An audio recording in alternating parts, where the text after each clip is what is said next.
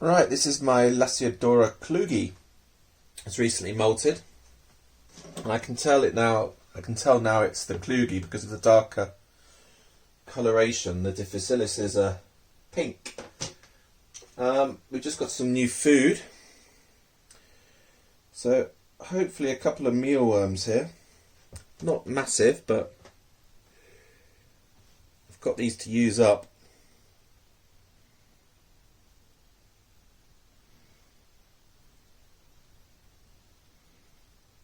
Gobble, gobble, gobble. And definitely have another.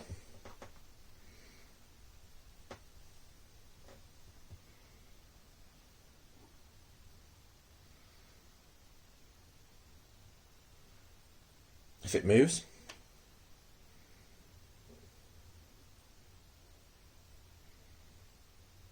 Maybe.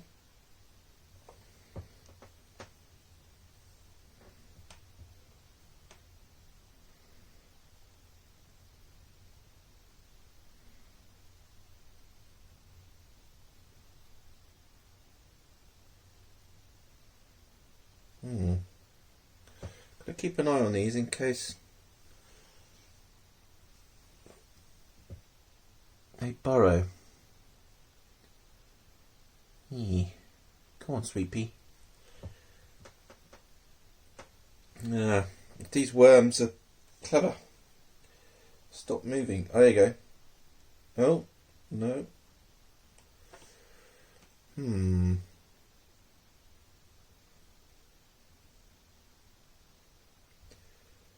It's moving. There you go. Oh. Yeah, I'll just put the two in and then we'll go for a bigger meal in about a week or so. So I'll show you this one again and give it a nice size roach. But that'll do for now. On to the next. Right, here's my recently molted Blondi.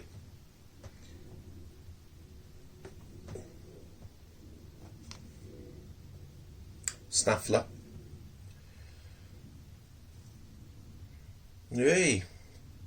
So it's put on a fair bit of size. Gonna leave it another molt and then rehouse. We can have another. Oops, it's not a good throw.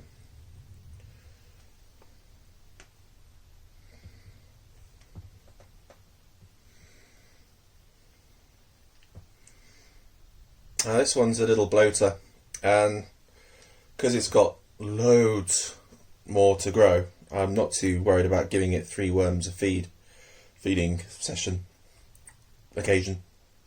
Can't speak. There's another worm there.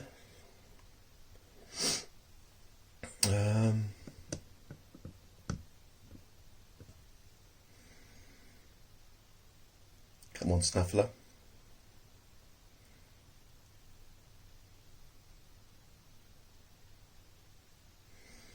She hasn't got the other worm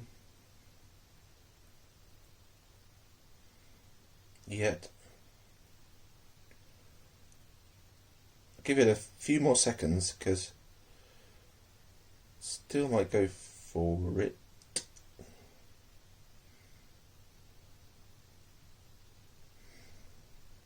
Come on, Snaffler. But yeah, looking good.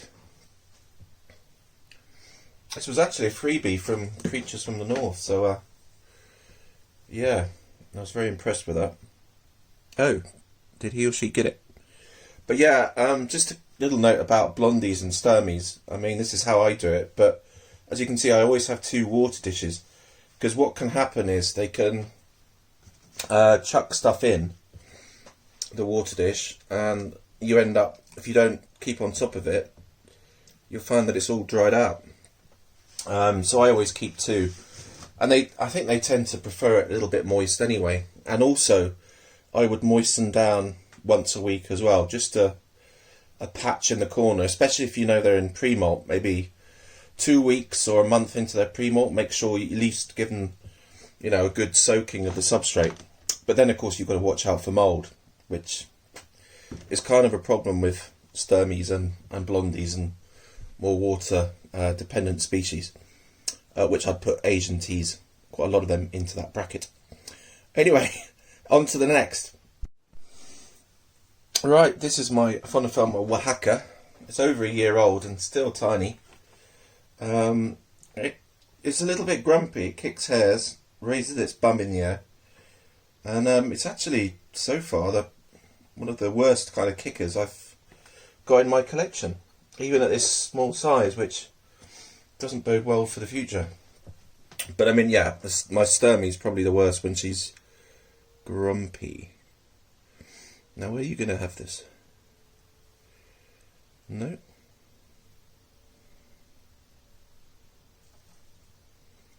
Yay. Good takedown. So I'm going to rehouse this one in a couple of days. Because the lid, some of these sort of ice cream tubs I've got, the lid doesn't quite fit. So it's a real pain because you make a lot of noise and generally that just winds up some of the grumpy teas. So you get a face full of hairs. But yeah, so I'm going to rehouse that one. I've got a setup ready. Let's go on to the next. Okay, here's the lovely Bunyip. I might move her down a bit. Recently found out that I think you need to wait till 6 years before you can breed a Harmorii. So I've got another couple of molts to go, which is kind of sad, but it's a bit tricky to get things sent at the moment, so it might not have happened. So I mean, trying to find a male. I'm just trying to catch a roach here. Yeah. Sorry, it's quite tricky. Yeah.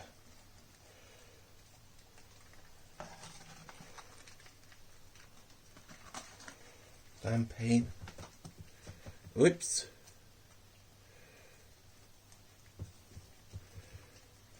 Oh?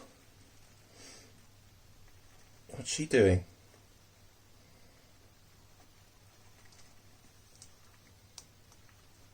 Ooh, nice. So, yeah, her feeding's slowing down a little bit, I've noticed. Last molt, she was eating like a trooper. And then it's taken her 2 weeks, and then I got her to feed on a worm, and then the video messed up, which was a real shame. Otherwise, you'd have seen her 2 weeks ago. So I've waited another 2 weeks, and she's just had a roach, as you can see. She's absolutely stunning. So I'll leave her to her meal, and then we're going to finish off with just a little, hopefully, glimpse of my Vagans who's clutching her sac. Now, I don't want to take the lid off, but I think any day I'm going to remove it. But I'm looking for movement in the sac, and anyway, let's go and see her, and I'll tell you what I mean. So to finish off this feeding vid, here's Amanda, and you can see the sac, and it's got a little bit bigger. It's puffed out a bit, so hopefully that's a good sign. Yeah, and as soon as I see movement in the sac, I think I'm going to try and pull it, but I prefer actually to let the sac hatch out with the female, just because I think, let nature take its course. But other people like to pull it around day 28, but it's currently about day 34. So I think it's day 36 that they start to maybe sort of come out of the sac, but we'll see. That could be tomorrow. So as soon as that happens, I'll do a vid. So stay safe, everyone, and have a lovely Sunday.